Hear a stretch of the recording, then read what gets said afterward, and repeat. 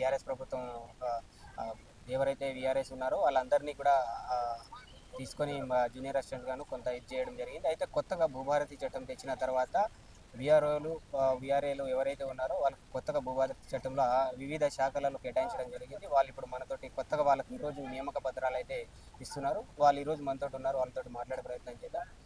ఎలా అనిపిస్తుంది మీకు రేవంత్ రెడ్డి గారు ఇది తెచ్చి కొత్తగా మీకు జీపీఓలుగా నియమించడం, ఈ పత్రాలు ఇవ్వడం ఎలా అనిపిస్తుంది?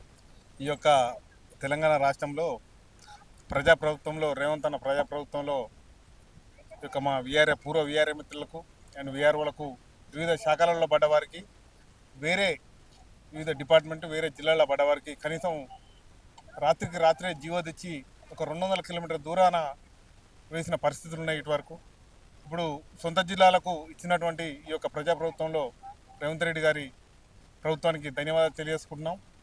భవిష్యత్తులో కూడా రెవెన్యూ వ్యవస్థని ఎలాంటి మార్పు చేర్పులు లేకుండా దీనికి ముందుకు తీసుకుపోతారని కోరుకుంటూ ఈ యొక్క ప్రజాప్రభుత్వానికి ధన్యవాదాలు తెలియజేస్తున్నాం.